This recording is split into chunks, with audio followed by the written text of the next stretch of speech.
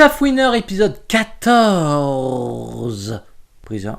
Bonjour à toutes et à tous et bienvenue sur PopVince, votre chaîne du partage de la passion du cinéma et de la pop culture. Si dans les prochains jours la chaîne venait à changer de nom pour celui de Shaftwinner, ne soyez pas surpris, je vous renvoie notamment à la vidéo sur Ju-On Origins dans laquelle je vous explique le pourquoi du comment de ce choix. Ceci étant dit, aujourd'hui je vais jouer au Shaftwinner en vous parlant du film Suicide Squad de David Ayer, avec notamment au casting Margot Robbie dans le rôle de Harley Quinn, Will Smith dans celui de Deadshot, Viola Davis dans celui de Amanda Waller et Jared Leto dans le rôle du Joker. Mais avant d'aller plus loin et de vous parler du film et de vous présenter son synopsis, petit rappel, mais de ce côté-ci, si vous entendez du bruit, c'est normal car il y a des lapins, des chats, une toutoune et une co-réalisatrice et cadreuse. Salut! Allez, synopsis du film. Les pires méchants de l'univers DC Comics réunis dans un même film.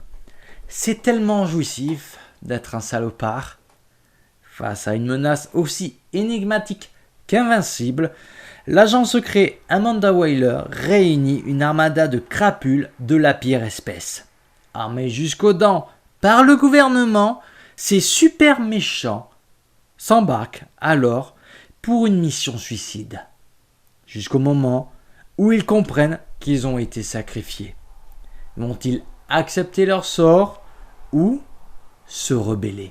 Du coup, à quoi s'attendre avec ce film de David Ayer sorti en 2016 et dans la même année, dans les bacs, notamment dans une version Extended Cut qui proposait pas moins de 15 minutes supplémentaires par rapport au film d'origine.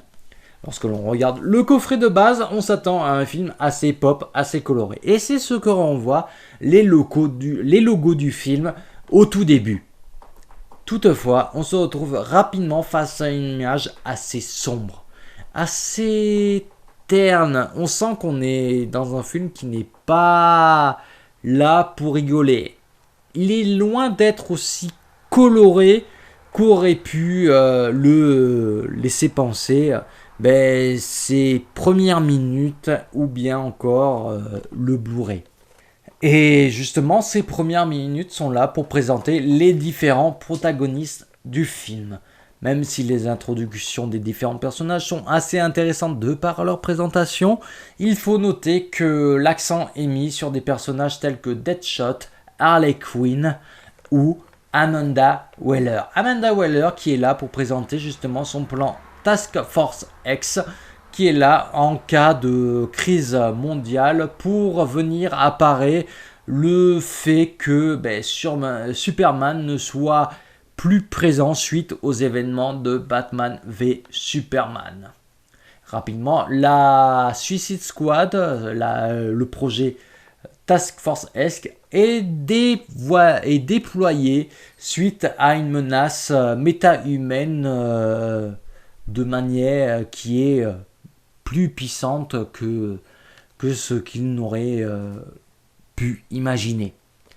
Face à cela, Amanda Waller va se retrouver à un moment ou à un autre poings et pieds liés parce que au final la menace est peut-être plus interne qu'il n'y paraît. Si l'on peut se demander le pourquoi du comment de la présence du Joker dans le film, c'est notamment surtout pour appuyer le background de Harley Quinn, car en effet le Joker est surtout là pour montrer la dépendance affective qu'a Harley Quinn envers lui. Outre ça, le Joker, il ne faut pas s'attendre à une certaine présence de sa part, il n'est pas là pour briller d'une manière ou d'une autre, il n'est là que pour étoffer le personnage de Harley Quinn. Pour ce qui est du personnage de Deadshot qui est interprété brillamment par Will Smith, on peut toutefois reprocher que le personnage ne fasse pas plus méchant que cela. Au final, on peut voir en lui une sorte de anti-héros. Là où les autres personnages seraient prêts à faire des coups en traite, lui est prêt plus à... Enfin, on sent que c'est un petit peu le type du mercenaire. Hein. Si on lui dit tu fais ci et je t'aide, il va faire ok, il n'y a pas de souci. Mais il ne va pas se rebeller contre la personne qui lui a proposé son contrat. Alors on peut se demander où va venir l'unité dans ce film, là où des films comme Les Gardiens de la Galaxie ont pu brillamment nous présenter une équipe de personnages un petit peu alambiqués de manière soudée tout du long du long métrage. Ici, c'est vraiment la scène du bar qui va vraiment souder les différents protagonistes. Différents protagonistes qui seront plus ou moins développés tout du long du film. On pourra regretter notamment que le personnage de Killer Croc soit un petit peu mis en retrait malgré que son maquillage, les différentes prothèses, maquillage sur l'acteur le mettent en valeur, car il faut dire le film a tout de même une esthétique, même s'il abandonne son esthétique colorée dès les débuts du film. Cette esthétique, on peut le retrouver déjà dans son image qui est assez terne, dans les différents costumes des personnages, même s'il y a un parti pris dans ceci, notamment celui de Harley Quinn que l'on peut venir à critiquer de par sa subjectivité et son côté hyper sexualisé.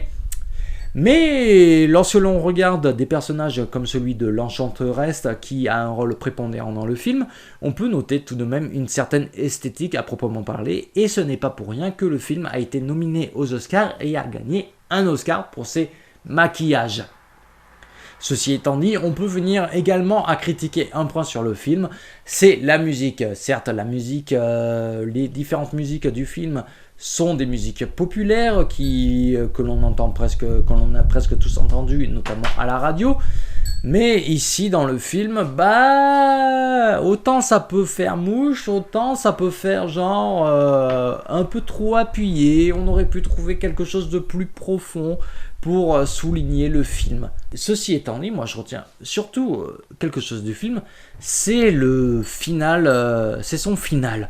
Parce que les chorégraphies, enfin vraiment le final face au boss de fin, sans en dévoiler davantage sur l'intrigue pour vous en révéler le maximum de surprises, même si le film date quand même d'en 2016, mais le final, il est quand même fantastique au niveau de l'image, de l'ombre, de la lumière, des chorégraphies. Moi je le trouve beau, il est fantastique, c'est superbe à voir. Bon, après, il y a des choses à critiquer sur le film. Mais moi, en soi, ces choses-là, je passe outre parce que à chaque fois que je vois ce film, je passe un bon moment. Certes, on peut critiquer la non-présence du Joker comme elle aurait pu être vendue dans les bandes annonces, etc., etc. Mais lorsque l'on regarde ce film, le film il fait son boulot.